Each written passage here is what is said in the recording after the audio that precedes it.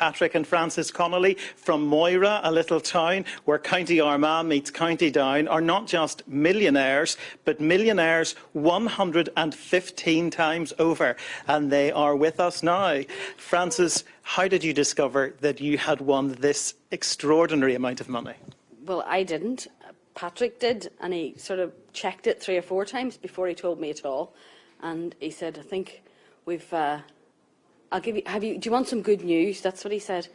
And I saw that the lottery ticket was up, and I thought, oh, we must have won a wee bit of money, a few thousand maybe or something.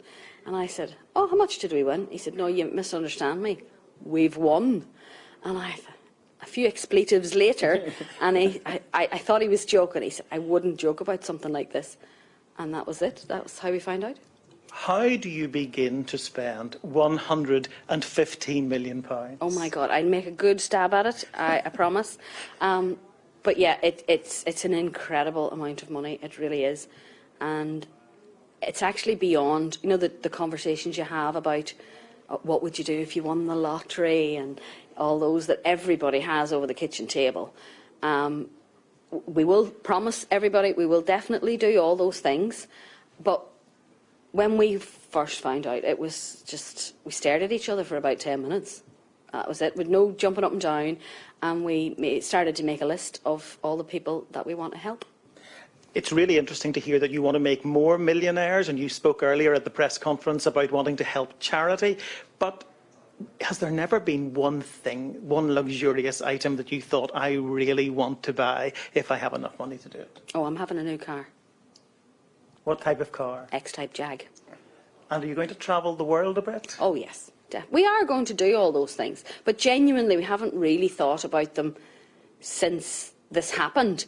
We're basing it all on the plans that we made when we didn't think we were ever, you know, like I say, over the kitchen table. So we're assuming we'll get back to them, and we will do all of those. Patrick, what was life like before you chose those 7 winning numbers? Were you struggling to pay the bills? Were you, like everyone else, figuring out how we're going to deal with the credit card after Christmas? Okay, like we're normal people, hard-working people. I've always worked, so yes, you're always be conscious of it. You're always thinking about saving for your daughters and their future. This just puts us in a league that we didn't even dream of, you know. And I think you're going to continue doing the lottery every week, is that right? Oh, of course, yeah. I mean, at the minute, we're only the 4th biggest winner. I always want to be #1, so yeah, we'll continue doing it. Have you shared this good news with your family? You've got 3 children and 3 grandchildren. Yeah, 3. And how did they respond? We've told the children, the grandchildren, the brothers and sisters, my dad, and some of our closest friends.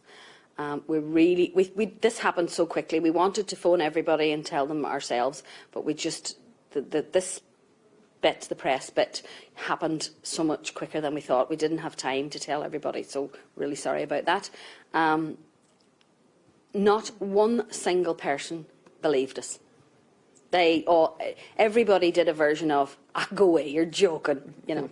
Now, lots of people following your story have tweeted me today to say that they would never in a million years dream of going public if they won this amount of money. Why did you make the decision to go public? Well, we're one of those people as well. We wanted to stay private. I mean, we didn't actually tell even our daughters until the papers were signed yesterday morning. We told nobody.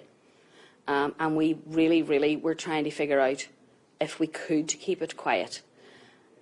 We have 50 people on a list that we are going to give money to.